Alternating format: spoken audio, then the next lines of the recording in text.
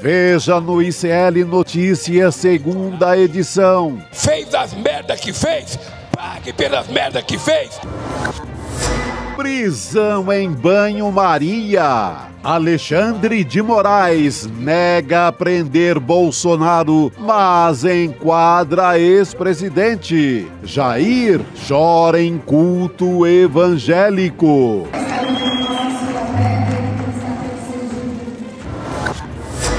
Bate-boca no STF. Depoimento de ex-assessor de Bolsonaro vira troca de acusações entre advogados, juiz e PGR. A viagem não havia ocorrido, viagem essa que foi utilizada como justificativa da minha prisão.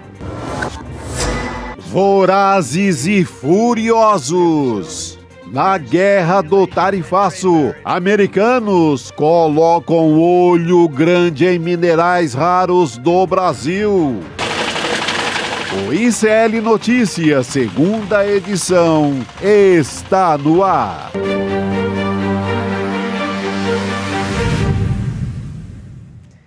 Olá, boa tarde. Seja muito bem-vindo, seja muito bem-vinda. O ICL Notícias, segunda edição, está no ar. Estamos ao vivo nos canais do Instituto Conhecimento Liberta, Eduardo Moreira, também no canal da Voz Trabalhadora no YouTube. Boa tarde também para você que nos ouve pela web rádio São João, diretamente de Quixadá, no Ceará, ou você também que nos ouve na Rádio Cultural, na região da cidade de Torres, no Rio Grande do Sul. Ao meu lado, já estou nessa quinta-feira com a mesa redonda completa. Juliano Medeiros, boa tarde para você. Chico Sá. Boa tarde, Gabi. Estão combinando hoje, né? Aqui a gente está num meio termo. Sai de vermelho, Juliano de azul. Um tom surtom aqui na mesa. Sobre tom aqui. A gente está combinando com o cenário. Para aguentar essa semana. Estamos chegando bem. E a gente já tem resposta do ministro Alexandre de Moraes, né? Quem estava esperando por uma prisão não aconteceu. Mas a gente imaginou realmente que esse não seria o timing da prisão. Relaxa, deixa essa champanhe aí, não vai estourar. Segura na boa, prende o homem quando ele estiver condenado, né? Você que comunga um pouco daquela pressa da Dessi Gonçalves, do meme da Dessi Gonçalves, que prenda esse FDP... Segura um pouco aí, segura que em setembro vai chegar, na primavera. Vou trazer a decisão do ministro Alexandre de Moraes. A gente traz aqui um trechinho desse argumento que o Alexandre de Moraes responde àquele argumento da defesa de que o Bolsonaro não teve a intenção de violar uma das medidas cautelares, que é justamente a de dar entrevistas, porque esses conteúdos vão para as redes sociais e não postar nas redes sociais é uma dessas determinações do ministro Alexandre de Moraes, só que ele advertiu, se acontecer de novo, se descumprir essa regra de novo, não vai ter jeito, vai ser preso. Abre aspas, então, para o Alexandre de Moraes. Ele diz o seguinte: por se tratar de irregularidade isolada, sem notícias de outros descumprimentos até o momento, bem como das alegações da defesa de Jair Bolsonaro, deixo de converter as medidas cautelares em prisão preventiva, advertindo ao réu, entretanto, que se houver novo descumprimento, a conversão será imediata nos termos do artigo tal do Código de Processo Penal. Enfim, deu o recado para a defesa do Bolsonaro. Se acontecer de novo, já sabe. Pois é, Gabi, e a gente, claro, está acompanhando com muita atenção o momento exato, quando que vai acontecer. Agora, realmente seria uma coisa um pouco esdrúxula que o Bolsonaro começasse a ser preso, fosse preso pela primeira vez, a partir do descumprimento de uma medida cautelar, né? Quer dizer, o sujeito que foi responsável por preparar um golpe de Estado no Brasil, que foi responsável por 700 mil mortes na pandemia do Covid, não está sendo julgado por isso, é sempre bom lembrar, ser preso porque deu uma entrevista, postou algo na rede social, né? Eu, honestamente, acho que o ministro Alexandre de Moraes está sendo cauteloso na medida para tomar decisões que não sejam contestadas no Brasil ou no exterior, medidas que possam conter aí uma legitimidade não só dos seus pares ministros, mas também da opinião pública, e acho que acerta o ministro Alexandre de Moraes, né? Óbvio, a primeira decisão dele tinha alguns pontos que não estavam suficientemente esclarecidos, né? Por exemplo, se ele postasse um conteúdo, aliás, se fosse postado um conteúdo de uma entrevista dele numa rede social que não fosse a sua, isso também caracterizaria uma burla da cautelar? Então, essas decisões, essas determinações foram melhor esclarecidas, agora no despacho do Alexandre de Moraes, está claro o que pode e o que não pode, e daqui para frente eu suponho que o Bolsonaro vai cumprir de forma bem comportada as determinações do Alexandre de Moraes. Com certeza, a gente tem esse trecho, né, Chico Sá, nessa decisão, respondendo a um questionamento, porque a defesa do Bolsonaro fez um questionamento, de fato, de que alguns, segundo os advogados do Bolsonaro, né, eles argumentaram que estava confuso ali, eles pediram esclarecimentos. E o Alexandre de Moraes, ele destacou a articulação de milícias digitais com o propósito de proliferar a notícia falsa e prejudicar a soberania do país, mas disse que não proibiu a entrevista. A gente vai ver esse trecho aqui da decisão do Alexandre de Moraes. Ele diz o seguinte, abre aspas, em momento algum, Jair Messias Bolsonaro foi proibido de conceder entrevistas ou proferir discursos em eventos públicos ou privados, respeitados os horários estabelecidos nas medidas restritivas, porque ali depois de um certo horário também o Jair Bolsonaro não pode sair na rua, tá com a tornozeleira eletrônica. Até 7 da noite. 7 da noite, quando a gente acaba aqui, ele tem que se guardar. É o mesmo horário. Libera a Jurubeba, né? Bolsonaro tem que estar em casa. Exatamente. Tem que tomar Jurubeba em casa. Exato. Tem que correr para casa. E aí ele segue ali falando, a explicitação, da medida cautelar que foi imposta pela decisão do dia 21, deixou claro que não será admitida a utilização de subterfúgios para a manutenção da prática de atividades criminosas, com a instrumentalização de entrevistas ou discursos públicos como material pré-fabricado para posterior postagem nas redes sociais de terceiros previamente coordenados. O que ele quer dizer com isso, né, Chico? A extrema-direita, ela costuma agir dessa maneira, né? Ela faz falas ou manifestações públicas, isso acontece muito no Congresso Nacional, quando a gente pensa. Exatamente. Aquele parlamentar da extrema-direita que faz uma fala para gerar um corte nas redes sociais depois, é isso, né? Para alimentar as milícias digitais. Essa expressão é o que resume tudo, o Juliano acabou de tocar nela, é para não alimentar toda essa milícia. Mas mesmo assim, ontem, depois já tinha saído a determinação. Um pouco depois já estava rolando uma isca ali para o bolsonarismo, que era um falso decreto de prisão do Bolsonaro, circulando fartamente nas redes entre o povo graúdo do bolsonarismo, que sabia mais do que tudo que não havia esse decreto. Mas para jogar na confusão em cima do Xandão, para jogar nessa pressão, soltaram esse decreto falso e assinado lá pelo Xandão. Então, a gente sabe que não tem jeito. Desde a pandemia, o Bolsonaro ele desobedecia toda e qualquer ordem expressada pelo Supremo ainda na pandemia. Ele vai continuar desobedecendo. Não ele propriamente, mas ali os arredores. Mas pelo menos agora o Xandão tem no papel ali, ó.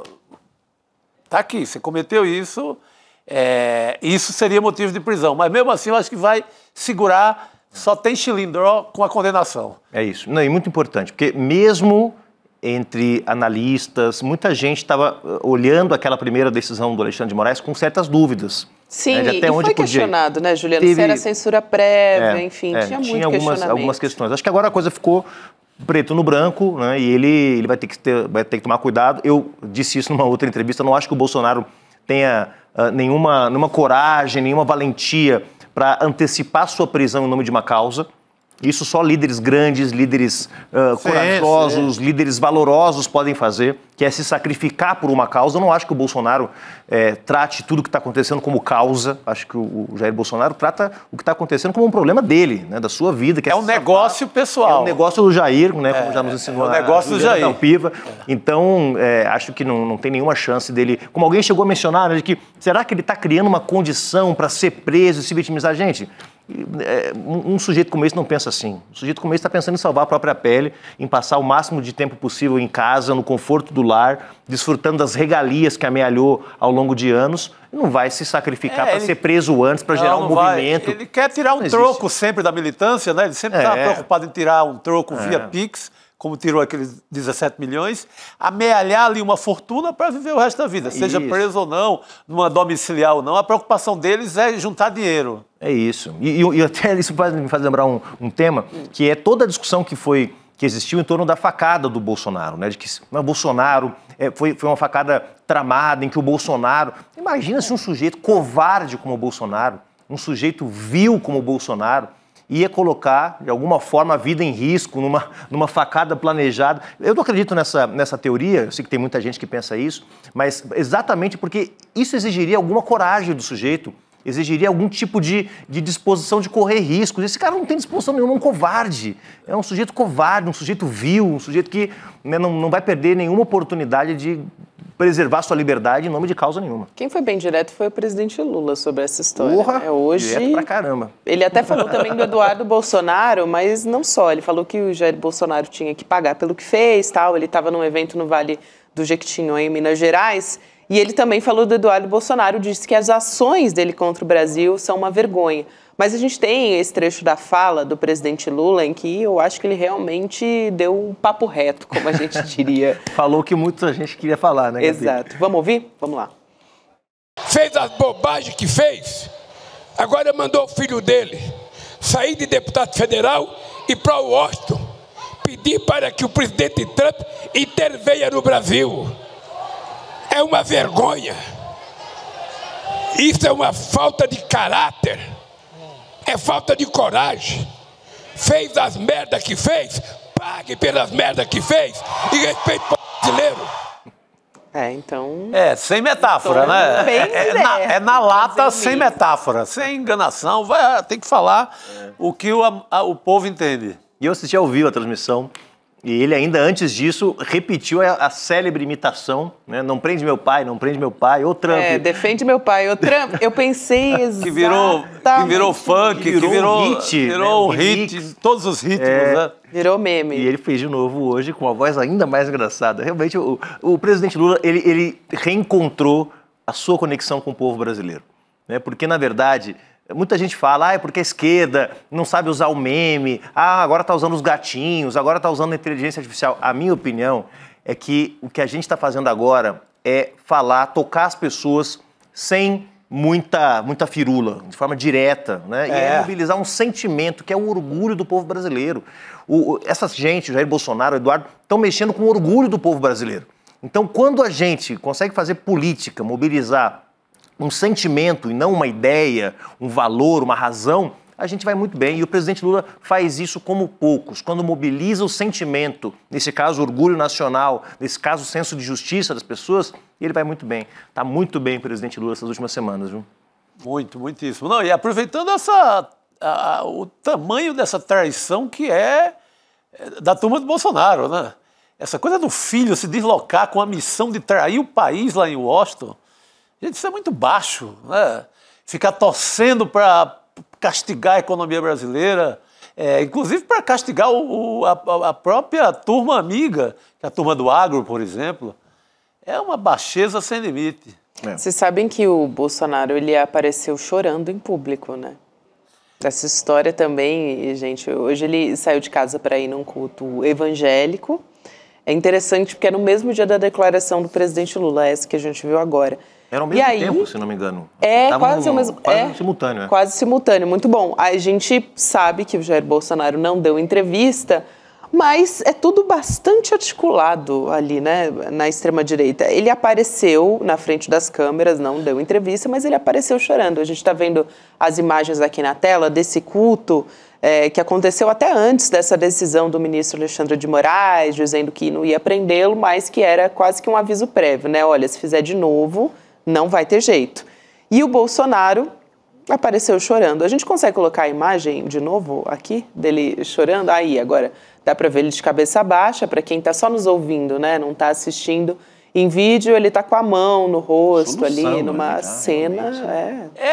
Outro papel clássico dele, né? Que é se fazer de vítima quando a coisa aperta. apertou ali a história para cima dele, ele vai chorar ou vai para a igreja, sempre inventa um papinho desse. Não, e aqui ele está com 3 personagens ativados ao mesmo tempo. Primeiro, o de religioso e evangélico. Ele não é evangélico, o Bolsonaro é católico. Está num culto evangélico, ali numa pregação da esposa. Segundo, o papel de bom marido, que todo mundo sabe que ele vive um casamento de fachada com a Michelle Bolsonaro e está aí bancando uma de bom marido, se emocionando com o discurso da esposa. E o terceiro, alguém que está arrependido pelos crimes ou que está sofrendo com a perseguição. Então tem 3 personagens, 3 camadas de um Bolsonaro fake aí nessa imagem que a gente viu hoje, mais ou menos, como eu disse, simultânea à declaração do presidente Lula lá no Vale do Jequitinhonha, em Minas Gerais. Aliás, isso porque ele ainda nem tinha sido condenado a pagar uma multa. Vocês viram a história? Acabou de sair, para quem está nos acompanhando, aquela história do pintou um clima. Opa lá! As menores de idade venezuelanas, perdão. Então, o ex-presidente Bolsonaro, ele foi condenado, acabou de sair essa decisão, ele vai ter que pagar uma multa de R$150 mil por conta dessa entrevista que aconteceu lá em 2022, teve aquela fala famosa, né, que foi muito utilizada, pintou um clima quando ele encontrou meninas, adolescentes venezuelanas, menores de idade, né, e essa condenação foi aprovada pela maioria dos desembargadores que estão nessa turma civil do Tribunal de Justiça do Distrito Federal. Então, nesse julgamento, eles analisaram o recurso do Ministério Público contra essa sentença na primeira instância, que julgou improcedente a ação contra o Bolsonaro, sob a alegação de ausência de provas. E ele se valia disso quando ele falava a respeito disso. Não tem prova, a gente ouviu ele falando algumas vezes a respeito. Agora, ele vai ter que pagar indenização por danos morais e coletivos. Porque a situação é muito pesada, né? E ela vem à tona esse julgamento, no momento em que o ídolo máximo do bolsonarismo, o Trump, está sendo acusado por coisas parecidas, por pedofilia e outras, e bacanais, também com menores, no episódio do Epstein. Então, esse episódio aqui deu muito o que falar. Eu lembro, inclusive, da Xuxa. Xuxa ficou indignada. Foi um dos momentos mais desgastantes do Bolsonaro durante seu governo. Exatamente. Né? Ele ficou na defensiva. Eu peguei aqui, Chico, a fala. Boa, ótimo, perfeito. Disse o Bolsonaro, foi uma entrevista num podcast, né? Ele disse assim: eu estava em Brasília, na comunidade de São Sebastião. Para quem não conhece, é uma das regiões mais pobres de Brasília. Se eu não me engano, em um sábado de moto, eu parei a moto em uma esquina, tirei o capacete e olhei umas menininhas, 3 ou 4, bonitas, de 15, 14 anos, arrumadinhas, num sábado, eram parecidas, pintou um clima, voltei. Posso entrar na sua casa? Entrei, tinha umas 15, 20 meninas, sábado de manhã, se arrumando, todas venezuelanas. E eu pergunto, meninas bonitinhas, de 14, 15 anos, se arrumando no sábado para quê? Para ganhar a vida. Depois, muito canalha, essas meninas foram encontradas, uma reportagem, se não me engano, do Fantástico, e não eram prostitutas, né? Obviamente. Então, veja as camadas que... a cabeça podre de um sujeito desse, as camadas todas, né? Meninas jovens, pobres e bonitinhas se arrumando, prostitutas. Eu vou lá, vou ver o que é. Veja as camadas abjetas aqui desse relato. Que importante essa condenação. E o importante também é porque esse valor, tudo bem, não é um montante, mas é um valor significativo que ele, de qualquer forma, está respondendo à justiça, não ficou por isso mesmo. Então, por isso é importante, então ele vai ter que destinar esse valor a fundo projeto, ação de promoção a direito à infância.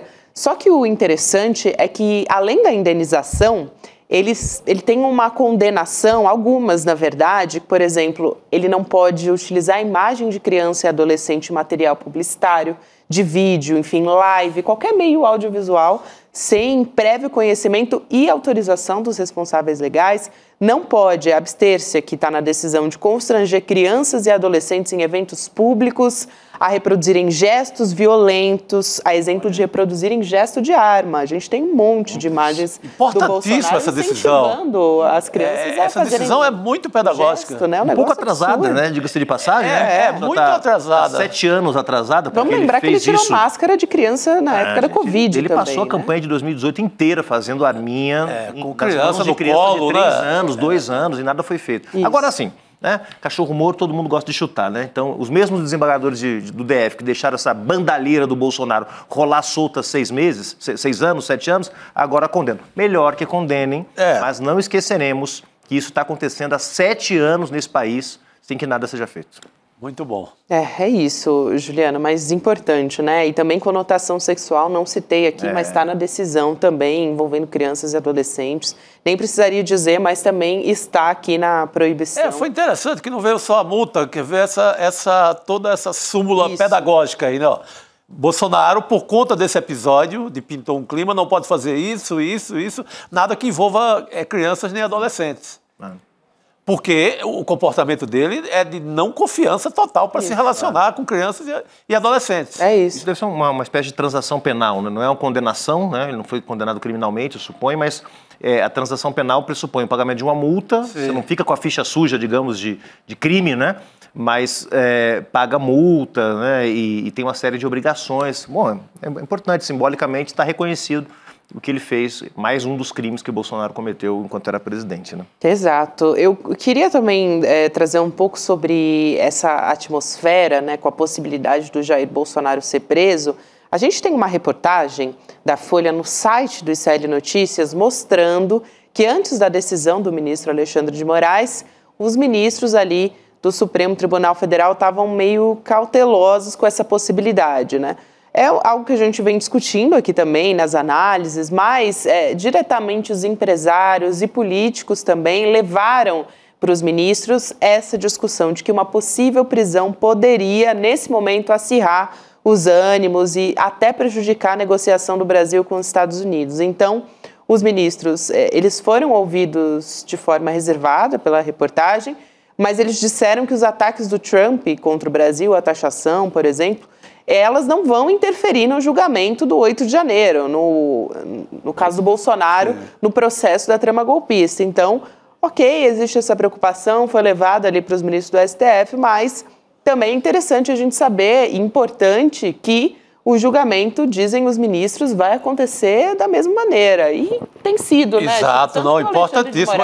O que o Trump, que os bolsonaristas que foram para Washington tentaram foi envolver quase como uma moeda de troca. Não, vocês não condenam e ele libera o tarifaço do Brasil.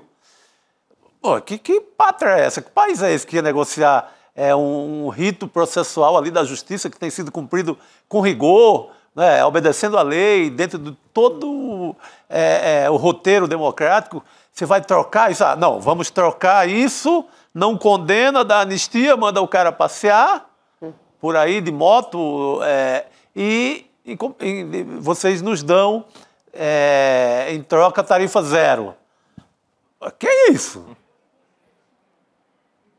Na famosa casa House of Mother Joana. Por favor. Joana, pelo amor de Deus. Mas parece que o Supremo realmente entendeu que não dava para ficar também paralisado, ou seja, que esse ambiente estava criando insegurança, né? Pô, será que o Supremo vai...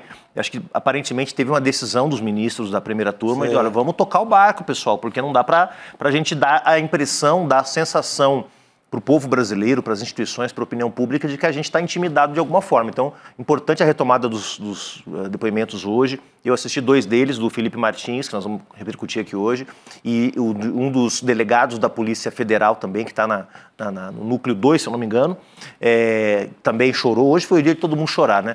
O policial federal também se emocionou enquanto estava... Um delegado da Polícia Federal, que é acusado de ter participado da trama golpista, de ter ajudado no processo de bloqueio de rodovias que a gente viu no dia da eleição e os dias que se seguiram, também se emocionou no depoimento. Mas é importante que o Supremo volte a funcionar. Mesmo o voto divergente do Fux, eu vou dizer para vocês, é uma cara de pau do ministro Fux, que foi quem proibiu o presidente Lula de dar entrevistas lá atrás, mas mostra que as instituições estão funcionando. Sim, você sim. tem um ministro que votou contra, você tem um ministro que vota a favor, quer dizer, um tem o visto suspenso, o outro não, e a instituição está funcionando. Tranquilo, é um voto contra, deixa rolar. Exatamente, é que o STF funcione, volte a funcionar plenamente, né? Aí um período de recesso que é natural, mas fora isso, que esteja funcionando e que o processo esteja andando para que esse julgamento possa ser concluído o mais rápido possível, né? Exato, o recado está dado, a gente entende também que o ministro Luiz Fux está divergindo da maioria, logo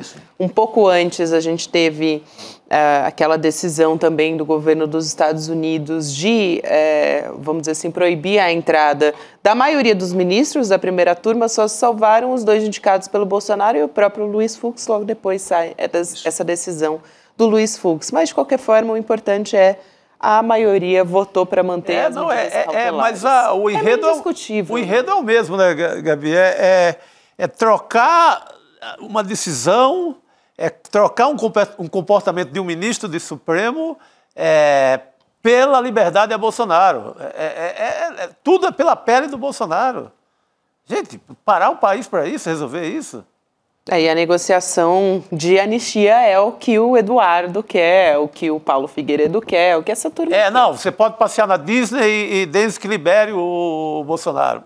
Mas a gente começa a perceber já, vamos comentar isso também, mas começa a perceber que, na verdade, o Bolsonaro é uma desculpa, né, para, digamos, justificar essa barbaridade, mas, na verdade, o que eles estão de olho é em arrebentar com o PIX no Brasil, nas nossas terras, nos minerais raros, matéria de hoje aí sobre a possibilidade, né, onde o encarregado de negócios da Embaixada dos Estados Unidos menciona para uma delegação que está lá na Embaixada, hoje em Brasília. O cara solta assim sem a menor cerimônia. A gente pode resolver aqui esse problema se vocês nos derem os minerais raros que vocês têm, os minerais críticos que vocês têm. Porque fizeram isso na Ucrânia e deu certo, né?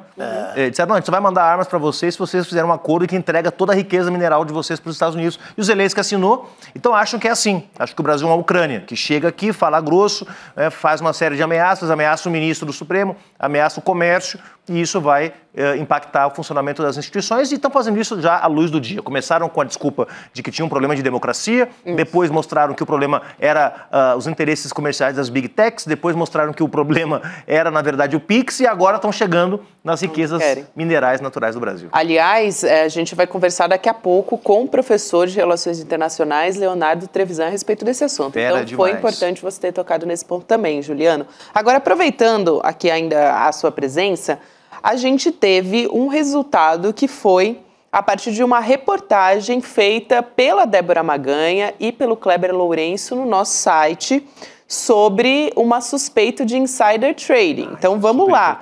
A gente tem uma resposta de parlamentares governistas que estão querendo a abertura de uma CPMI depois do recesso. Então, o que eles estão querendo é investigar, na volta eles vão coletar essas assinaturas, né, pretendem fazer isso, mas eles querem investigar essas movimentações atípicas que foram registradas na Bolsa Brasileira bem no dia do anúncio do tarifaço, algumas horas antes só.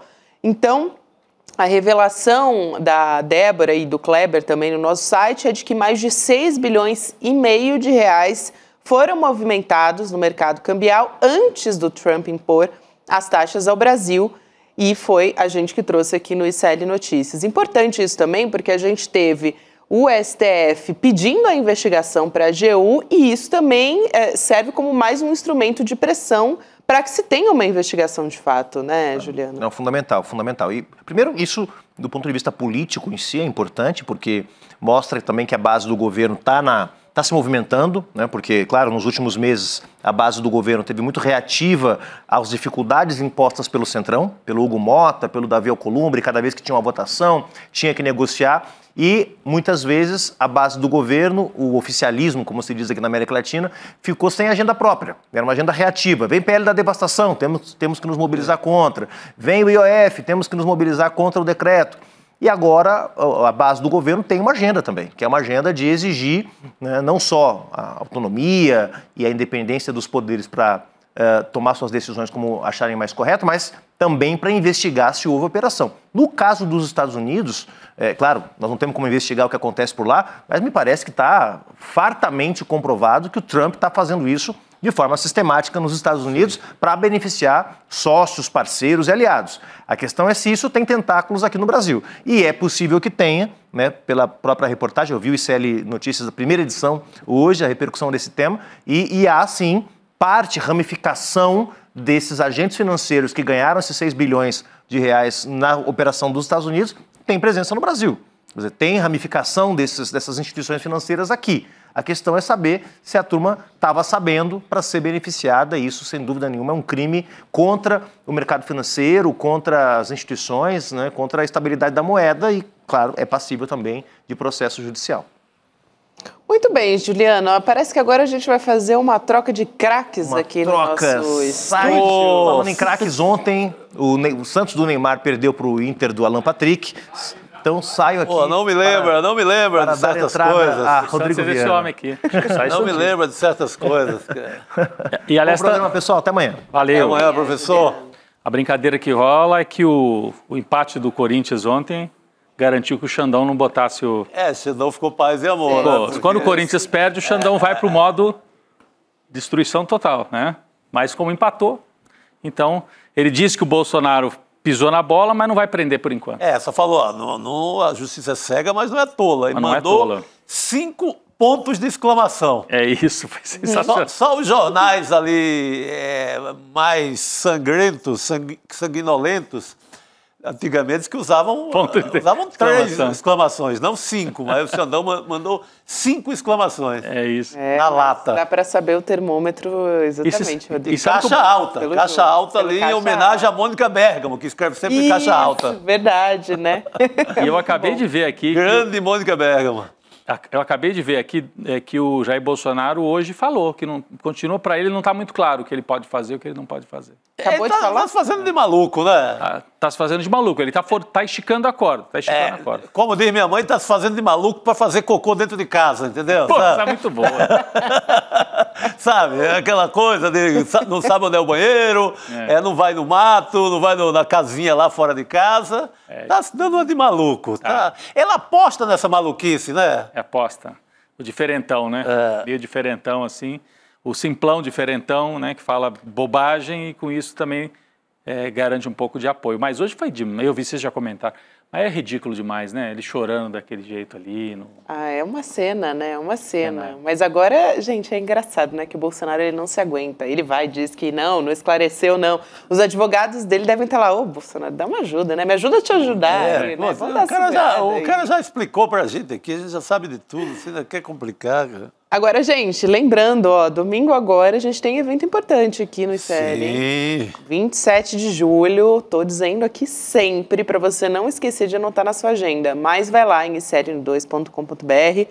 Para garantir a sua vaga, a gente vai anunciar um pacote de novidades no jornalismo, no entretenimento, na área da educação também. A gente tem aquela caixa que de vez em quando a gente traz aqui, dá alguns spoilers.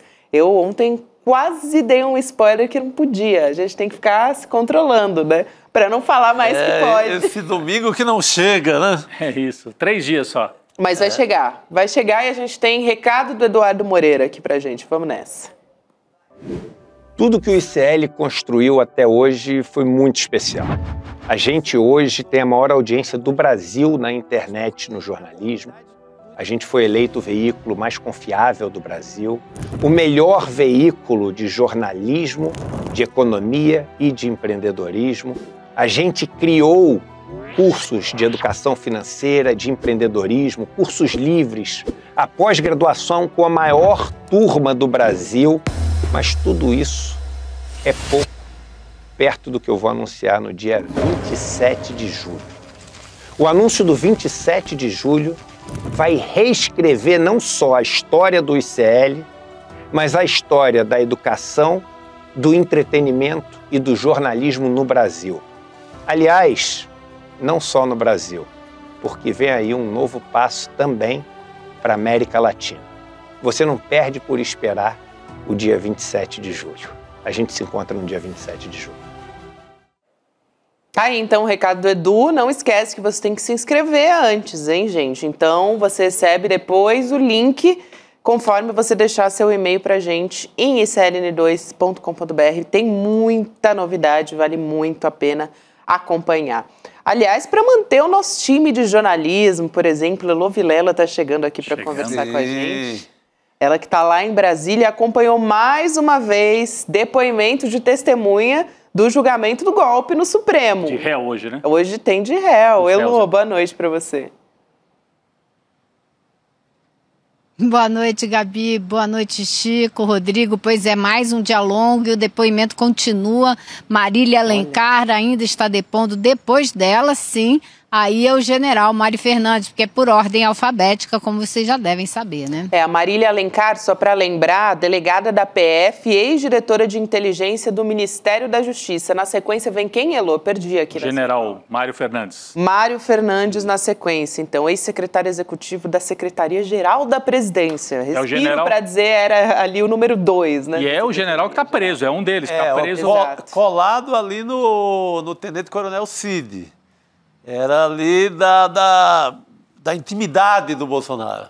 Daqui a pouquinho. Mas parece que o grande fato do dia foi outro, né? A Elô vai explicar aí pra gente. Foi o Felipe Martins, na verdade, né? Elô, ex-assessor da presidência durante o governo Bolsonaro, tá alegando, a gente vai trazer um trecho aqui antes da Elô comentar tudo que ela ouviu, mas ele tá alegando que a investigação da Polícia Federal errou, que ele não estava no Palácio da Alvorada para reunião golpista. Ele mostrou documentos que foram obtidos via Lei de Acesso à Informação que mostram que não tem registro de entrada no dia que foi alegado pela Polícia Federal. Então vamos ver esse trecho, na sequência a gente volta a conversar com a Elô. Vamos lá.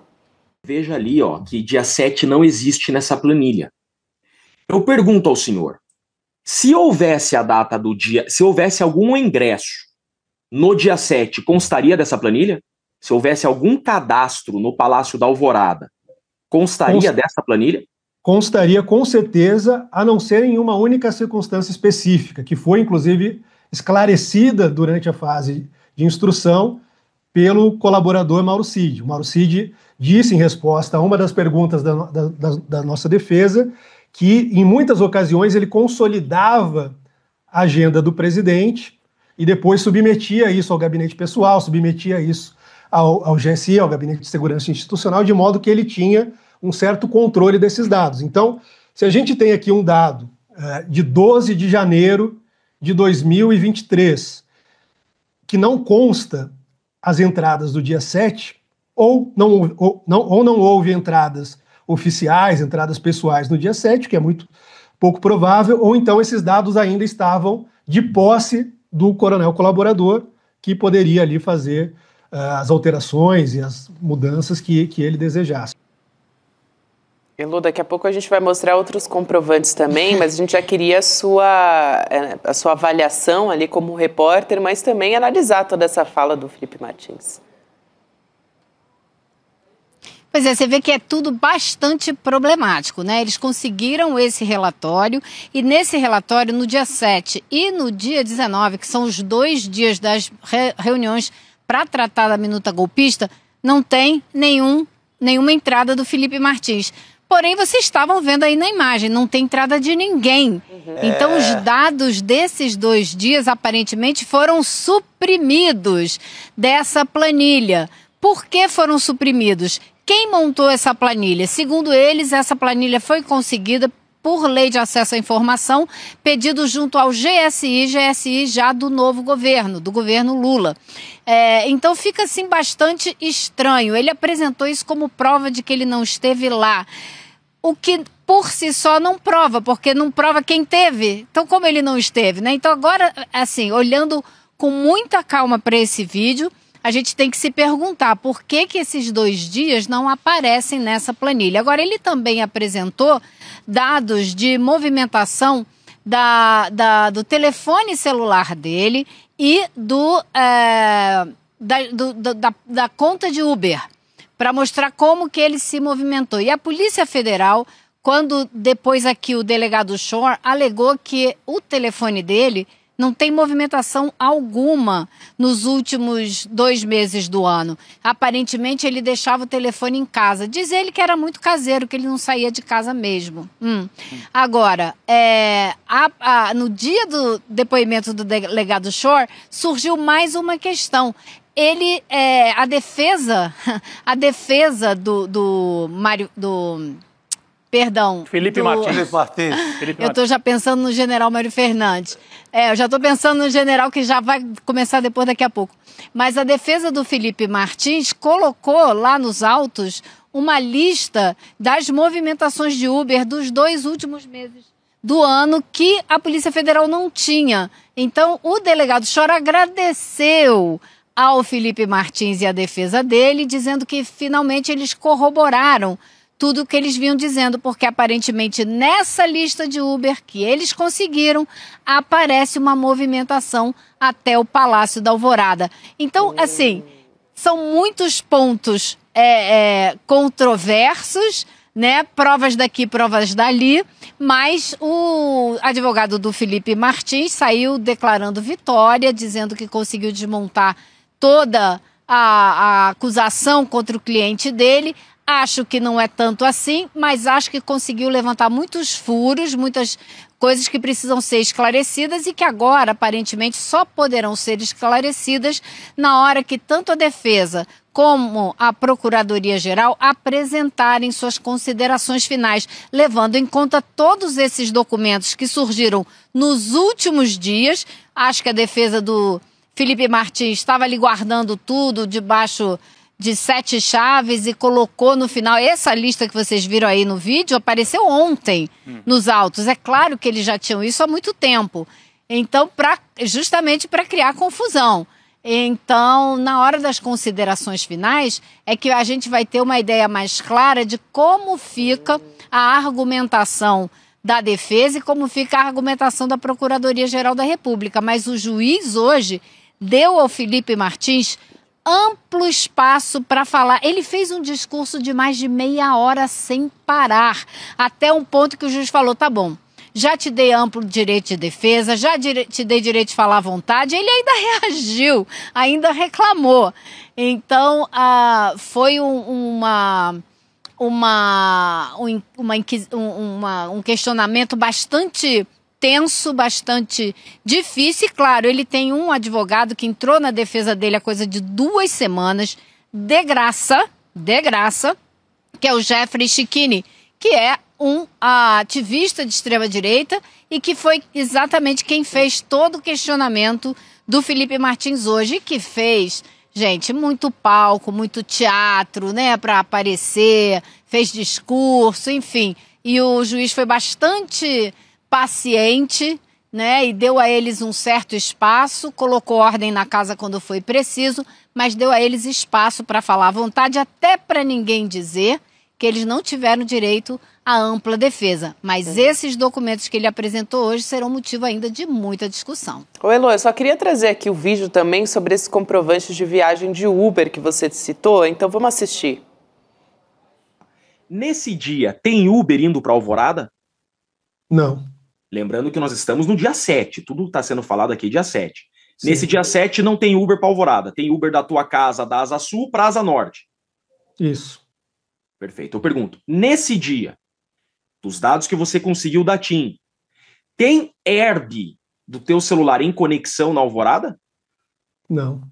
E o meu interesse, desde um primeiro momento, era, de novo, a questão da viagem, porque, como eu disse, consta dos autos da PET 11767 que desde 30 de outubro de 2023, essas herbs teriam sido fornecidas à PGR, à Polícia Federal. Não sei se enviaram ou não relatório para o ministro relator, mas era algo que estava disponível nos autos para as outras partes, e que demonstrava, inclusive, que a viagem não havia ocorrido, viagem essa que foi utilizada como justificativa da minha prisão. Só um ponto, né, para a gente esclarecer. É claro que cabe a acusação, né, Elo? É sempre a acusação que tem que provar. Mas nesse caso, o fato de não ter Uber com a viagem dele, ele diz, né? Vamos ver. Ele pode ter usado outro aplicativo, ele só usava Uber. Ele pode ter pedido a viagem para outra pessoa. Ou outra pessoa carona, pediu, foi de carona, outra pessoa... Táxi, a pé. Não, posso dizer para vocês...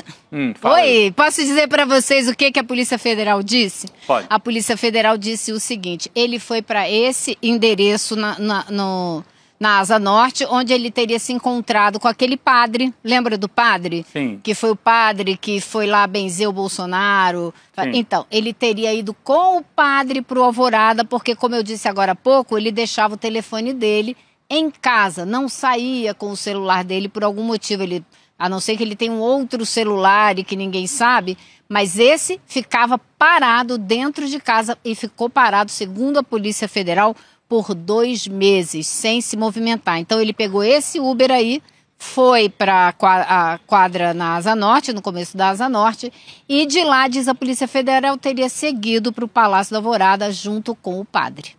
Então, o fato dele dizer que não tem Uber indo direto da casa dele para o Palácio não prova necessariamente que ele não foi ao Palácio.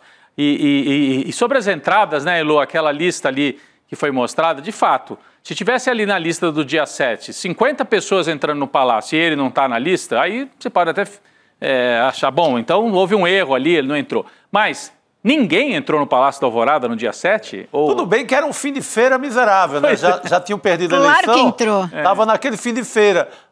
Mas alguém foi lá. Né? Não, mas gente, no dia 7 foi justamente o dia que foi lá o Gomes Freire Gomes, que foi lá o ministro da Defesa, foi lá... Claro que foi um monte de gente no Palácio naquele dia, como também foi no dia 19. Então, isso daí, obviamente, não ter esses dias é muito estranho, é bastante estranho, e a gente tem que saber quem suprimiu esse dia. Foram eles na hora que mandaram fazer esse documento? Foi o Mauro Cid quando mandou consolidar os dados? Tem alguma coisa errada nisso aí, né? Claro que tem, e acho que vai ter que ter perícia, né?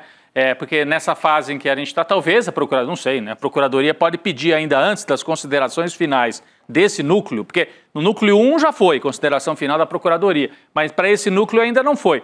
Pode ser que tenha que pedir perícia, né? Com algo que foi acrescentado na reta final. Para saber quem suprimiu os dados. Quem suprimiu os dados, que lista é essa, se tem alguma outra lista, essa história do Uber também, enfim, tem vários pontos aí. Porque é o momento que é mais rica a delação do Mauro Cid, é quando ele fala da presença de toda a cena com o Felipe Martins lá, ele fala que foi no telão, ele fala que viu a minuta, fala de toda a interação com o Bolsonaro, então é muito rico de detalhes.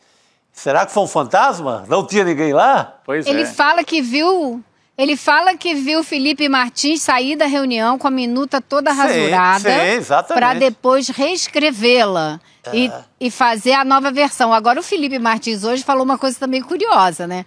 Ele disse que a minuta golpista que foi encontrada no telefone do Mauro Cid, jamais, e o Mauro Cid disse que foi o Felipe Martins que escreveu, ele diz que jamais poderia ser ele, que imagine que o texto fala que São Tomás de Aquino é um iluminista, fazia parte do iluminismo, que ele jamais escreveria um absurdo desse, porque ele tem estudo, ele tem formação, então não sei, né, e foi uma coisa assim que foi curiosa, né, dele não foi uma obra de uma pessoa só. É obra coletiva. É obra coletiva, o próprio Bolsonaro mete a caneta e tenta... ajeitar lá, todo mundo, alguém enfiou esse Santo Agostinho aí, não fui eu. São Tomás de Aquino. São Tomás de Aquino. É que eu gosto mais de Santo Agostinho. Então... obra coletiva. Aliás, gente ignorante no bolsonarismo não falta, então pode não ter sido, pode não ter sido vai uma falta sobrar para o chat GPT daqui a pouco. Alguém fez essa besteira aí. Eu duvido que eles tenham usado para editar. Agora, Elo, eu não sei se você tem algo mais acrescentado ao Felipe Martins, mas tem um outro personagem aí que foi ouvido, que é integrante do núcleo 2 da trama golpista, que é o delegado Fernando de Souza Oliveira, delegado da Polícia Federal, que foi questionado pelas operações da Polícia Rodoviária Federal para impedir a chegada dos eleitores numa região onde o presidente Lula tem mais eleitores, que é no Nordeste principalmente, né? Então, para entender como é que foi ali nesses locais de votação. E ele apresentou documentos também para indicar que se manifestou contrário a essas ações. Então a gente tem esse trecho também, na sequência a Elo explica para a gente. Vamos assistir. Logo no começo, o doutor Anderson me pediu uma operação, a viabilidade de uma operação integrada entre a Polícia Federal e a Polícia Rodoviária Federal. Essa operação veio até com um nome próprio, chamado Crime Eleitoral Zero. Foi logo após o segundo turno. Então, assim, foi a primeira posicionamento contrário a esse pedido do ministro meu. Eu me posicionei contrário ao pedido do ministro, ele queria que ele estava insatisfeito, enfim, com a atuação da Polícia Federal e da Polícia, principalmente da Polícia Federal, e me pediu essa operação o secretário. E eu justifiquei que não haveria nenhuma viabilidade técnica para a implementação dessa operação, e depois o secretário pediu que eu, em uma reunião com o ministro, que eu externasse essa minha sugestão de indeferimento. Fiz essa explanação com o ministro, dizendo que não havia nenhuma viabilidade técnica para uma operação conjunta para o segundo turno, uma vez que já existia a Operação Eleições 2022 com a mesma pauta, com o mesmo tema, com as mesmas forças policiais, então não haveria nenhuma viabilidade técnica de se criar uma operação. Esse foi o primeiro desalinhamento meu com o ministro Anderson Torres. Aí, Elô. Pois é, ele falou em 6 pedidos que ele teria recomendado que não fossem levados a cabo. São pedidos de operações conjuntas da Polícia Federal, da Polícia Rodoviária Federal, durante o segundo turno das eleições. Uma coisa que me chamou muita atenção também foi que ele disse o seguinte: durante o primeiro turno das eleições não houve muita solicitação, mas que antes do segundo turno foi uma solicitação assim intensa, e ele teve 6 reuniões a respeito desse assunto, 3 delas com o ministro Anderson Torres, e ele então teria negado os pedidos, negado que ele não podia dizer não, ele dava recomendações, né? Então ele citou os números das recomendações que ele deu em contrário a essas operações e falando sempre que se desentendeu, né? Se desalinhou com Anderson Torres.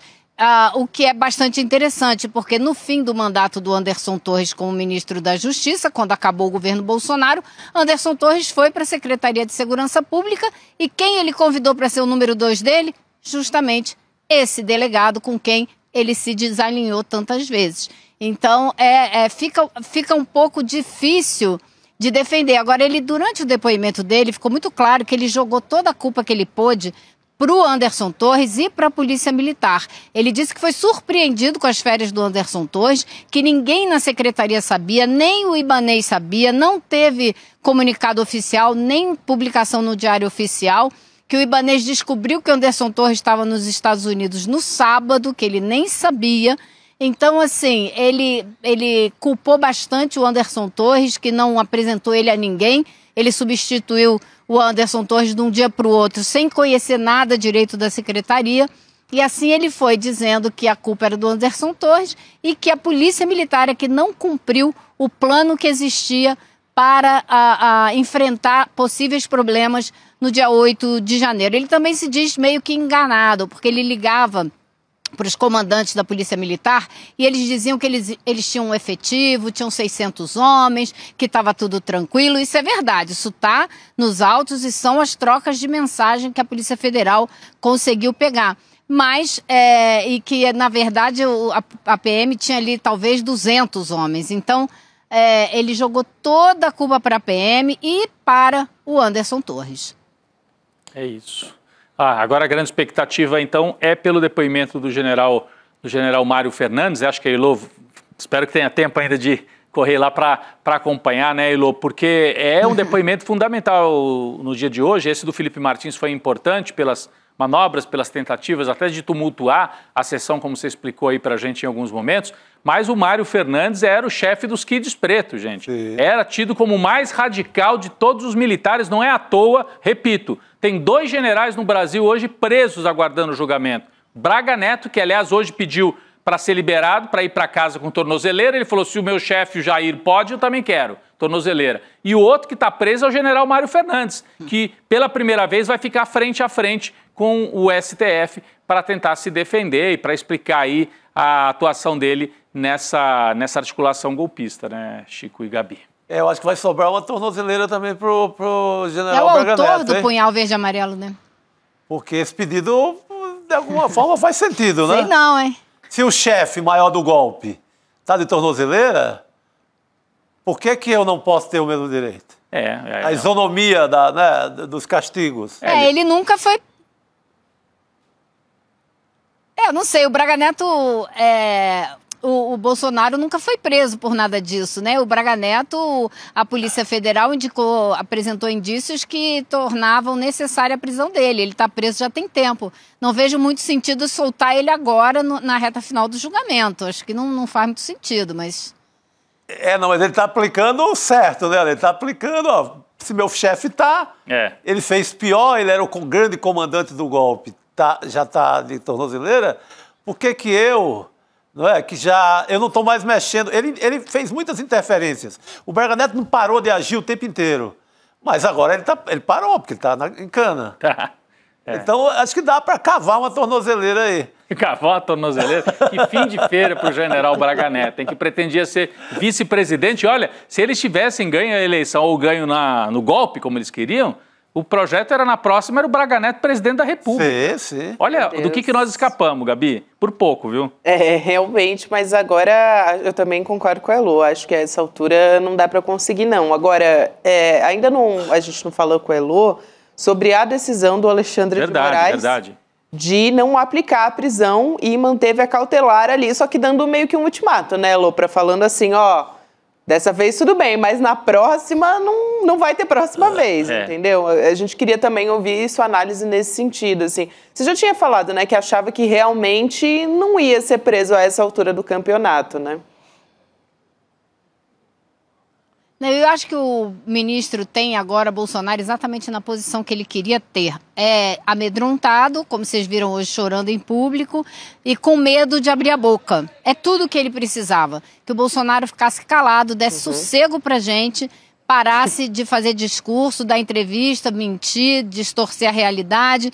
Então agora ele está com medo de falar, ele continua dizendo que não sabe muito bem qual é a decisão. Então, na dúvida, para quem não sabe, é melhor ficar calado, né? E é exatamente isso, me parece, que o ministro quer, que ele fique calado. Agora, eu vi vocês falando hoje da declaração dele no meio da decisão, em caixa alta, né? E muitas exclamações. Eu acho que ele está tentando mostrar pro Donald Trump que ele também sabe falar dessa maneira, né? Porque o Trump faz tudo assim, né? Então ele está falando a mesma língua, ver se o cara lá em cima entende.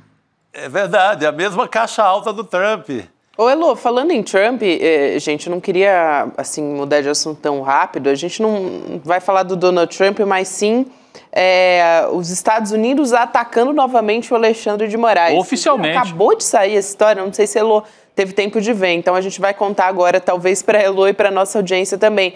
Mas tem uma postagem na página da Embaixada Americana dizendo que o ministro Alexandre de Moraes está restringindo a liberdade de expressão e persegue o Jair Bolsonaro. Tadinho. Vamos ver aqui o que disse a Embaixada dos Estados Unidos no Brasil nas redes sociais. Abre aspas, Elo.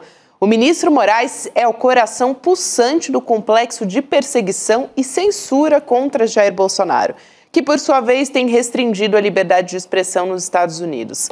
Graças à liderança do presidente Trump e do secretário Rubio, estamos atentos e tomando as devidas providências, fecha aspas. Dá para entender como uma ameaça. É uma ameaça, baita, né? ameaça, né? É uma loucura. O ex-presidente do Equador, Rafael Correa, dizia que só não tinha golpe nos Estados Unidos, porque é o único lugar do mundo que não existe uma embaixada dos Estados Unidos, né? Sim. Então, eu nunca vi. A embaixada dos Estados Unidos sempre atuou nas sombras, né? Usando agentes, usando a CIA, usando outros braços. Agora eles usam a rede social e fazem ameaça explícita, né? É uma interferência absurda. Eu acho que vai chegar um ponto em que não vai ter como manter a embaixada dos Estados Unidos funcionando desse jeito aqui no Brasil. Como a parte do golpismo contra a democracia no Brasil. Sim, é quase uma delegacia do golpe, né? É uma delegacia do golpe. É isso mesmo, Chico. Ali aberta para fazer provocação. Gente... Essa semana tinha uma também da mesma embaixada um aviso usando o ET. O ET ontem. Avisando, brasileiros, se vocês estão nos Estados Unidos, vazem, vão embora, façam como ET. Gente, que tratamento é esse? É absurdo, completamente absurdo. Elo. Não, quando eu estava ouvindo agora esse post da embaixada, né, eu estava pensando justamente isso. O que eles estão querendo, né? Eles estão querendo um conflito diplomático de verdade? Eles estão querendo que a gente peça para eles irem embora daqui para poder configurar um litígio com o governo brasileiro? É isso que eles estão querendo? Me parece que sim. E, Rodrigo, você estava falando que a Embaixada Americana é a delegacia do golpe em qualquer país, né? Eu estava me lembrando do que aconteceu, aquele golpe... 2002, eu acho que foi na Venezuela, que não durou nem 48 horas. O golpe foi tramado dentro da casa do embaixador americano. Sim, literalmente. Dentro da casa dele, com o dono da rede de TV, sabe? Então, é isso que a gente está enfrentando aqui com outros meios, porque hoje em dia eles usam outros métodos, né? Mas é a mesma coisa que a gente tem que ficar atento. Eles estão cavando uma crise mais séria com o Brasil, não é para defender o Bolsonaro, é para tentar se apoderar dos nossos minerais de terras raras, da nossa água e outras cocitas mais, né? E enfraquecer os BRICS, né? É uma maneira de fustigar e de enfraquecer os BRICS, né? Atacando o B, né? A primeira letra dos BRICS aí, que somos nós, né? Que somos o Brasil. O Lula hoje, né, falou, mandou recado, né? Fez essa fala até engraçada, mas assim, forte contra o Bolsonaro, e fez também fala contra o Trump, né, deixando explícito que o Trump não quer negociar com o Brasil, né? Falou que vai impor as tarifas, com outros países está negociando, e com o Brasil, silêncio absoluto, não tem negociação. Ele cita até uma lista enorme de países com quem conversa sempre, né? O Lula, né? O Lula, e chefes de Estado, sabe? De China aqui a América Latina, e ele nada, então... Eu não sei se a nossa equipe preparou aqui, mas a nossa diretora de jornalismo acabou de mandar aqui essa imagem, Rodrigo, que a gente estava comentando. Até o ET sabia a hora de voltar para casa. Sim. É inacreditável, né? Mas foi a Embaixada dos Estados Unidos no Brasil que estava postando isso, falando sobre migrantes. Tratando o migrante como se não fosse um ser humano, né? Porque é um ET, um extraterrestre. E usando uma das cenas mais icônicas do cinema dos Estados Unidos, que foi sempre uma ferramenta de soft power, e nesse caso de entretenimento mesmo, né, de cinema de qualidade e tal. Só que agora, em vez de ser tudo isso e de ajudar até a vender a imagem dos Estados Unidos como construtores de cultura e tal, é para ameaçar. É para chamar você que é imigrante, você não é nem ser humano, meu filho, você é ET, volta para casa. Sai daqui. Então, assim, estão rasgando, estão queimando todas as pontes. Fala, Elô. E junto com esse recado, eles estavam dizendo para as pessoas, se você decidir se autodeportar, a gente dá a passagem e mais $1.000. E eu, nos meus grupos de amigos de Nova York, estavam todos assim, eu não confio nisso, eu não sei se eles vão me mandar para o Brasil. Eles estão mandando gente para a Síria, eles estão mandando gente, claro, a gente sabe para a América Central, mas estão mandando para tudo quanto é canto, não importa de onde você vem. Então, assim, olha, é tudo tão absurdo que às vezes eu custo acreditar que é verdade, mas é verdade, eles estão fazendo isso. É difícil mesmo de acreditar, né, Elô, que uma embaixada... Bom, mas a gente já perdeu aqui o nível da diplomacia nos Estados Unidos, é o mais baixo possível. Então, Elô, eu queria aproveitar que você está aqui junto com a gente, mudar um pouco de assunto, mas super importante também ainda a ver com notícia internacional, que foi uma que saiu agora à tarde do presidente da França, Emmanuel Macron, decidindo reconhecer o Estado da Palestina. Então... Ele não citou, mas essa decisão vem depois dos relatos dos jornalistas, a gente falou sobre isso ontem aqui, que estão passando fome, enfim, assim como a sociedade lá de Gaza toda está passando por essa situação, né? Tem denúncia também de mais de 100 ONGs apontando o genocídio lá em Gaza, e foi feito lá na página dele, no X, do presidente da França. Então a gente tem aqui, abre aspas, a fala do Macron, fiel ao seu compromisso histórico com uma paz justa e duradoura no Oriente Médio, decidi que a França reconhecerá o Estado da Palestina. Farei este anúncio solene na Assembleia Geral das Nações Unidas em setembro próximo.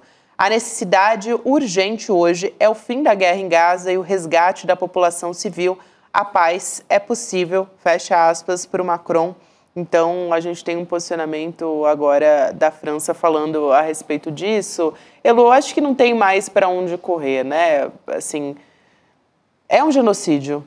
Acordou. De uma outra maneira. É importante a França, né? Mas vamos deixar a Elô, que esteve lá na Cisjordânia, acompanhou tão de perto lá, comentar essa decisão da França, Elô, de reconhecer o Estado palestino. Só lembrando que ontem o parlamento israelense, Elô, aprovou uma moção por larguíssima margem, mais de 70 votos a favor, para anexar a Cisjordânia oficialmente. A Cisjordânia já está sob colonização israelense, mas agora eles estão propondo a anexação formal da Cisjordânia, que é o principal território palestino. Os parlamentares da extrema-direita, com ampla maioria, aprovaram isso no parlamento israelense, e no dia seguinte a França diz o contrário. Vamos reconhecer o Estado palestino. Elô?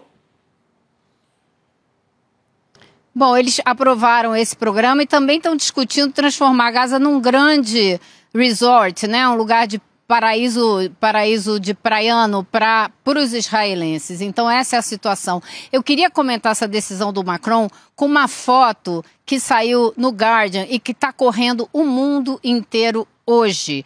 Qual é a real situação de Gaza? A fome que já matou mais de 113 pessoas, a fome que está matando jornalistas, a fome que é provocada por Israel e usada como maneira de assassinar, não só de fome, como de tiro para quem vai para a fila tentar pegar alguma comida, o pouco que entra na faixa de Gaza. Então a decisão do Macron, eu não vou bater palma não, estava mais do que na hora, está mais do que atrasado, e ele não pode só reconhecer o Estado da Palestina, ele tem que lutar com os aliados dele da Europa para acabar com esse genocídio, porque se a Europa quiser acabar com esse genocídio, ela consegue, porque os Estados Unidos e Israel não podem fazer isso tudo sozinhos, se eles ficarem isolados de fato, a gente consegue virar esse jogo. Então, é fundamental que a Europa pare de fazer esse jogo dúbio de ficar falando que defende direitos humanos, que defende as leis internacionais e está aí por baixo dos panos dando exército para continuar com esse genocídio. E eu acho que aqui no Brasil o presidente Lula tem tido falas importantíssimas, mas também precisa parar de vender petróleo para Israel. É o quarto maior exportador de petróleo para Israel. Então todo mundo tem que fazer sua parte para acabar com esse tipo de imagem que a gente está vendo, matando os palestinos de fome e quem vai pegar comida na fila leva tiro. Isso é insuportável, tem que acabar. É isso, Elo, a gente mostrou uma das imagens aqui na tela enquanto você falava.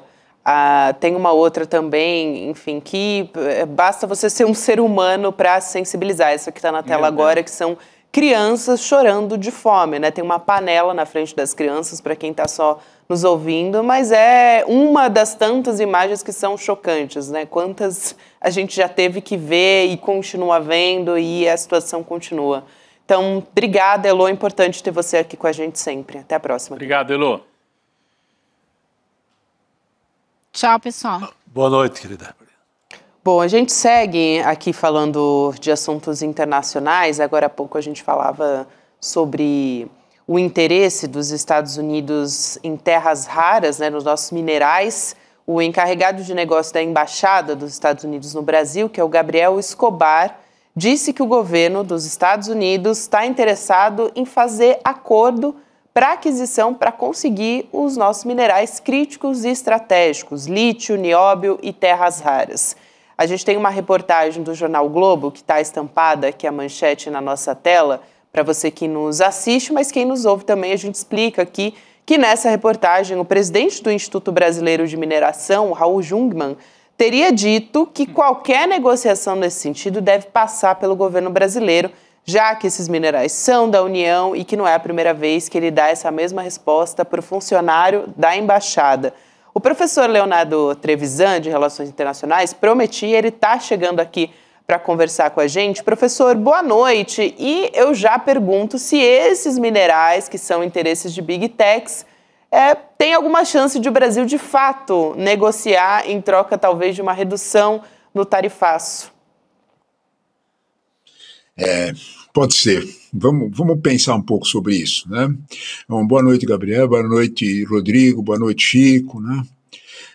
Primeiro de tudo, quando você fala em minerais raros, né, a gente tem que lembrar que minerais raros têm, além de todos os seus poderes de imantação, né, para fazer um celular funcionar e um radar funcionar e um drone funcionar, além de todos esses poderes, os minerais raros têm o poder de dissolver, né, expectativas enlouquecidas. Se nós olharmos direitinho o que aconteceu, foi isso que aconteceu, né? O senhor Trump falou muito forte, falou alto, né? Vocês ouviram o Xi Jinping falar alguma coisa? Eu não ouvi. Nada. Ninguém ouviu nada, né? Só os encarregados das exportações falavam uma palavra só, não. Né? Vocês devem lembrar que, em seguida, né? Houve um fim de semana em Genebra que, de repente, não mais que de repente, né, se fez uma redução de 150% para 30%. Além de, este é um ponto mais importante, ontem os jornais todos noticiaram isso, né, que o NVIDIA voltou a ter direito de vender seus produtos em Pequim. Atenção. A gente olha para isso só e pensa que, né, foram só os metais raros que dissolveu, né? Ele acalmou a fúria do Trump, né? De alguma forma, talvez a gente tenha que olhar para esses metais raros brasileiros, eu não sei exatamente qual deles ele se refere, provavelmente é lítio, né? E dizer, olha, é possível conversar, né? Conversar é possível. Agora, isso passa diretamente pelo Itamaraty, isso passa diretamente pelo governo brasileiro. Isso não pode ser uma decisão privada. Como o Raul Jungmann notou, qualquer mineral no Brasil é propriedade da União desde os anos 50. Né? Então, antes da gente, né, ter qualquer veleidade de que alguém vai negociar isso, seja quem for, quem vai negociar isso é o governo brasileiro e na forma da lei o Congresso. Então, de algum modo, isso precisa ficar bem claro. Agora, que metais raros têm poder de solvência, eu não tenho dúvida nenhuma. É bom a gente nunca esquecer, né, que a China é dona direta de produção de 65% desses metais e de forma indireta de mais de 90% desses metais. Eu vou dar um exemplo concreto. O Afeganistão tem terras raras. Quem quiser comprar metais e terras raras do Afeganistão, ele tem que negociar com Karachi, ele tem que negociar com o Paquistão, que, é claro, é um fiel amigo de Pequim. Ele vai vender para quem Pequim achar que deve ser vendido. Então, vamos devagar, é desse jeito que funciona, né? Metais e terras raras do Azerbaijão é assim também, e por diante. A China que explora. O motivo dessa exploração chinesa mais eficiente é que a China detém a tecnologia para separar o urânio e o tório, que são outro tipo de minerais, dos minerais raros, né? É uma física complicada, é um processo de análise de ciência física complicada, que é difícil a gente entender por que precisa tanto dessa tecnologia. Sem isso não tem celular. Então, de alguma forma, esse ponto todo mundo entende. Então, de alguma forma, o poder chinês vai por essa linha. Eu achei curioso isso entrar assim, de repente colocar na mesa, direto, né? Diretamente, parece um recado na forma de uma matéria, enfim, pode ter sido também a habilidade do jornalista que conseguiu obter essa informação, mas é recado direto do representante da embaixada, dizendo, se quiserem, a gente conversa sobre de negócio. Esse tal de Escobar, né? Que é o encarregado, que por sua vez abriu uma conversação com o Tarcísio de Freitas. Aliás, o Tarcísio abriu com ele naquele começo da crise. É uma coisa meio paralela ali, né? Meio na paralela. E agora vem esse recado através do jornal O Globo. Eu acho algo meio torto. É para a gente ficar realmente atento a isso, porque estão abrindo aí uma porta de negociação, sei lá, e de repente... para de repente alguém aí próximo a esse Escobar, não, então tá bom, vamos acertar uma negociação e baixar a fervura, mas eu achei estranho, Gabi, isso aí cai de paraquedas assim no meio do debate, é estranho, mas a gente entende, porque interesse de quem produz celular, das big techs, de computador, enfim. Tanto que foi assim que os Estados Unidos também foi o que chamou a atenção dos Estados Unidos naquele tarifaço contra a China, né? Uhum. Também isso entrou, claro, essa questão das big techs entrou ali no radar.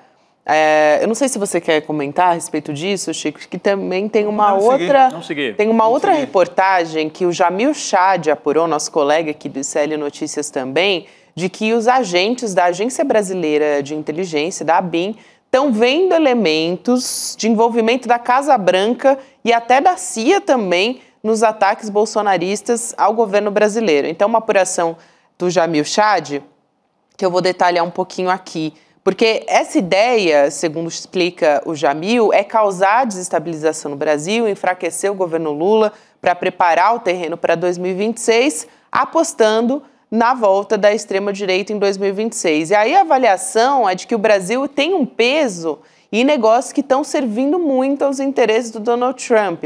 Então, aqui a manchete do Jamil é inteligência, aqui, suspeita de ação da CIA contra o Brasil.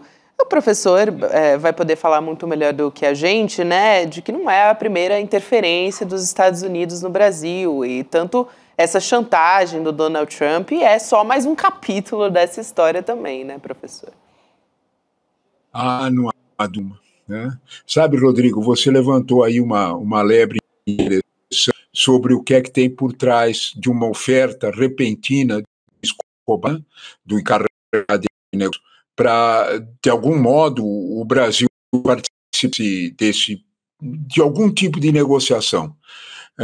Entre as possibilidades que nós temos para ver essa negociação está a reação de fortes setores da economia americana que têm vínculos poderosos, com cadeias produtivas poderosas com o Brasil, que estão preocupados com esse tarifaço social.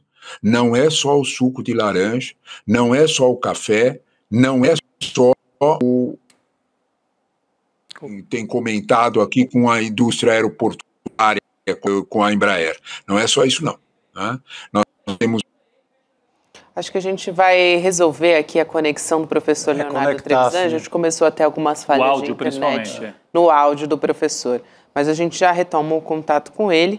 Ele estava justamente explicando, né, Rodrigo, como não é por acaso essa sua desconfiança a respeito dos minerais raros, do interesse com os minerais raros. E aí, se você já tinha trazido mais uma notícia para a gente avançar, que é essa matéria do Jamil, dizendo que agentes da ABIN, né, estão vendo elementos de envolvimento da Casa Branca nesses ataques bolsonaristas. Bom, me parece bem claro, né, que não precisa nem da CIA, eles têm o Donald Trump operando, mas pode ter a CIA também, aqui operando dentro do Brasil, agitando, causando dissonância, dividindo o país no momento em que a gente precisaria de uma resposta unificada. Então, a CIA é especializada nisso. A CIA sempre volta para o Brasil, sempre, né? Ela dá uns passeios aqui na história, acho que ao longo de todo um século aí, de CIA. Até na Lava Jato ela estava agora há pouco. Exato. Sem falar em 64 e outros momentos. Então, é um visitante quanto mais do Brasil. E está claro que está operando, né? Deve estar operando de novo agora, Gabi, não tem... Mas o importante é que o Jamil trouxe que agentes brasileiros detectaram que eles estão se movimentando um pouco acima do normal, vamos dizer. Tem até uma aspa aqui, porque ele ouviu diversas fontes para fazer essa reportagem, e aí ele falou com um agente da ABIN no exterior, dizendo o seguinte: trata-se de um típico roteiro elaborado pela CIA, alimentando atores nacionais para justificar um interesse estratégico estrangeiro. Então, ele falando num contexto da agressividade, não só das ações do Donald Trump, mas isso conjuntamente do próprio Eduardo Bolsonaro e de outros agentes, tipo aquele blogueiro bolsonarista, o Paulo Figueiredo também, que tem falado muito, né? Então, ele está falando sobre uma retórica mais dura do Donald Trump, porque realmente foi uma escalada, né? Se a gente for colocar numa perspectiva. Foi, mas o que me preocupa é como é que a CIA pode operar isso aqui dentro, né? Que tipo de articulação, de movimento que ela pode fazer no momento em que o Lula está tentando unificar o país e uma parte dos empresários está ficando do lado do Alckmin e do Lula. Olha, não se trata nem de uma questão político-partidária, mas de defender o interesse nacional. De que maneira que a CIA pode operar para fazer uma divisão e para rachar? Não fiquem só com o Lula. Negociem através do Tarcísio, governador de São Paulo. Que já ensaiou essa negociação paralela. Exato. Né? Então, isso seria um tipo de operação que eles podem fazer. E também insuflar algum tipo de ação, manifestação, ataques, algum tipo de operação. Isso é simplesmente o que eles mais sabem fazer. Tem alta tecnologia nisso. É isso. Professor... Plantar manifestações de rua e etc. Exato. Professor Leonardo Trevisan está de volta. Vamos lá, professor. O que eu estava dizendo antes de sermos interrompidos pelo sinal, é que eu acho que o Rodrigo tem bastante razão de desconfiar, que nós temos aí nesse movimento todo de oferta, não é? Nós temos aí alguma situação e alguma pressão, talvez vinda de dentro dos Estados Unidos, de empresários americanos que têm conexão com o Brasil, que estão se sentindo diretamente atingidos. Eu repito, a conexão com o Brasil não é só laranja, café e a Embraer. Né? A conexão vai longe nisso e é conexão que atinge O número parece estranho, né? Atinge, e o número não é nosso, é da Câmara de Comércio Americana lá, que é uma câmara enorme há mais de 100 anos, com mais de 3 milhões de integrantes. Eles falam em 6.500 empresas americanas, 6.500 empresas americanas que têm conexão direta com empresas brasileiras, com cadeias produtivas integradas.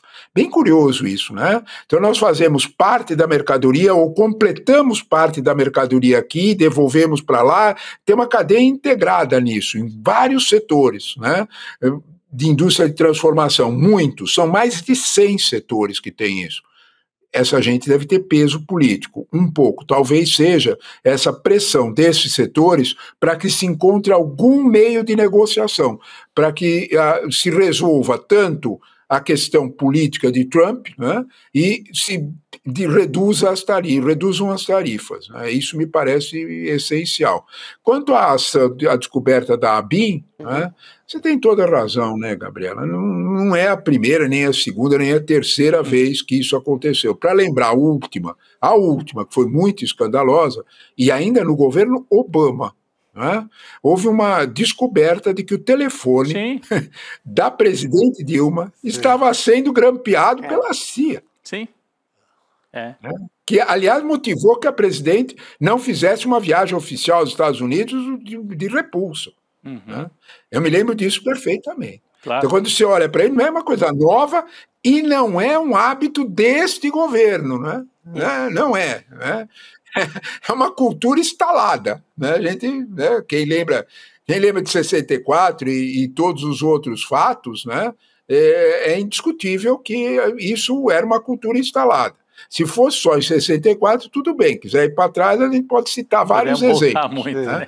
Então, porque tem exemplos bastante fortes quando a gente nem imaginava. Né? Então, são quadros impressionantes dessa intervenção que atinge até presidências que são tidas e havidas como mais, né, progressistas ou mais liberais na expressão americana. Não é bem assim, e o caso do Obama é um caso bem presente. Né? Simbólico. Professor, e tem também, a gente teve uma fala do presidente Lula a respeito dessa falta de interesse por falta do governo dos Estados Unidos para uma negociação. Então, a gente vai colocar aqui um trechinho dessa fala do presidente Lula. Na sequência, a gente volta a conversar. Vamos lá. Ele não quer conversar. Se ele quisesse conversar, ele pegava o telefone e me ligava. Eu conversei com o Clinton, conversei com o Obama, conversei com o Bush, conversei com o Biden, converso com o Xi Jinping, converso com a Índia, converso com o Canadá. Ontem eu conversei 40 minutos com a presidenta do México, eu converso com o Paraguai, com o Uruguai, com a Bolívia, com a Malásia, com a Indonésia, com todo mundo eu converso. Mas ele não quis conversar. Então, o que acontece? Ele nos deu até o dia 1º. Se nós não dermos a resposta dia 1º, ele vai taxar o nosso comércio em 50%. Vou contar uma coisa para vocês. Eu não sou mineiro, mas eu sou bom de truco. E se ele estiver trucando, ele vai tomar um 6. Se ele estiver trucando, ele vai tomar um 6.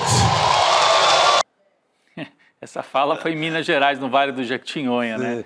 Aliás, ali perto tem muitos minerais raros. Também, verdade. No Vale do Jequitinhonha. Estava sobre os minerais raros. Verdade, verdade. Professor. O que o presidente Lula está fazendo, não é?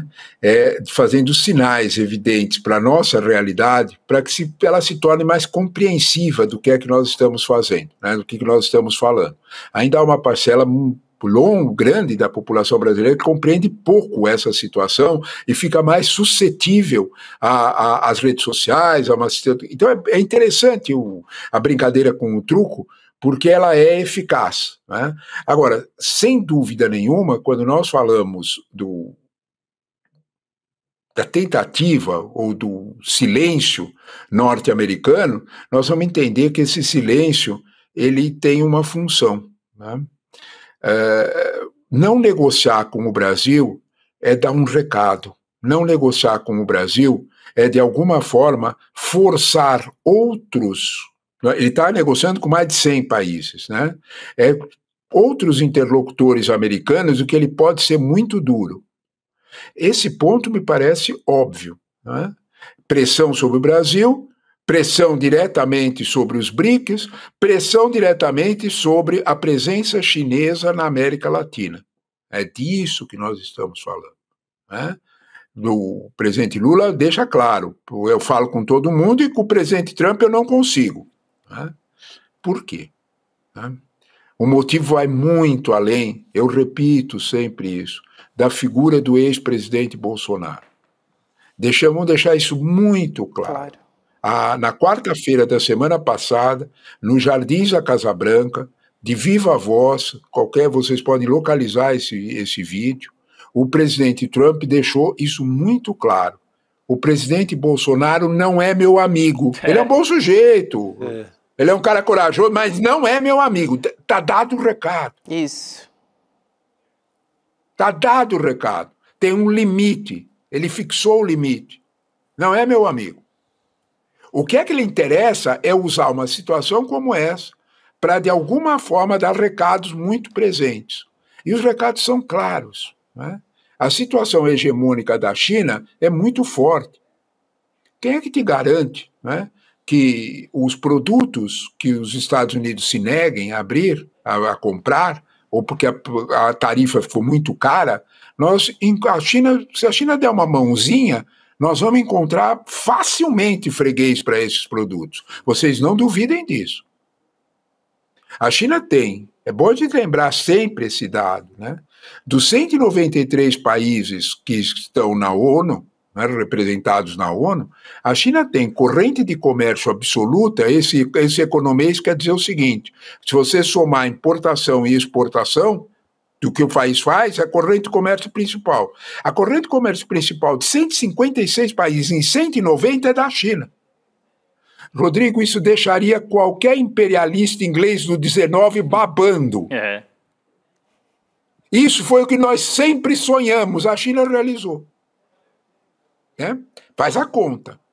De 193 países, 156 negociam prioritariamente importação e exportação com ela. A gente acha que é só o Brasil, que é só a América Latina. Dos 56 países asiáticos, 45 fazem esse negócio com a China.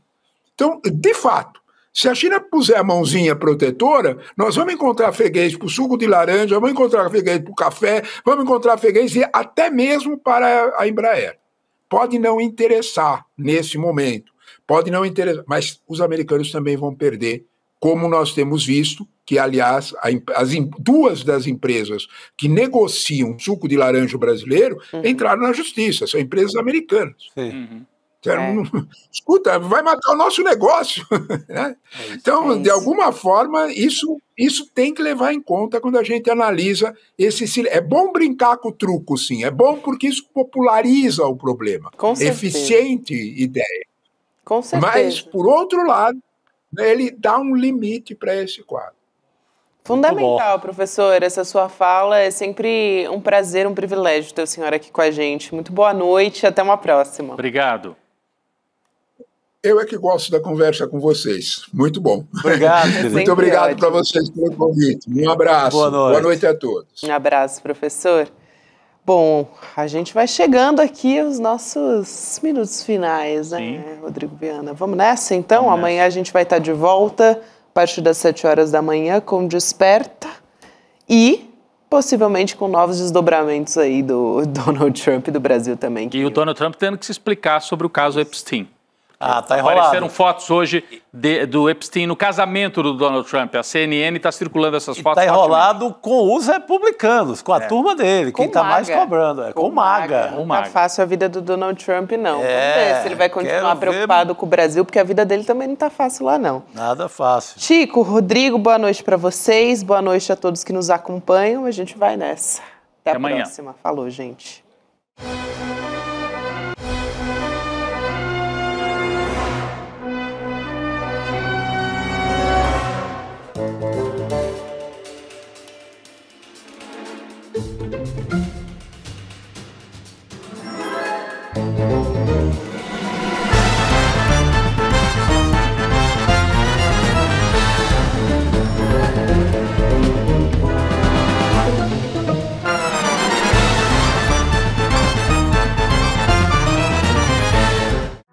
ICL está em todo lugar, na palma da sua mão, na TV da sua casa e até nos seus ouvidos.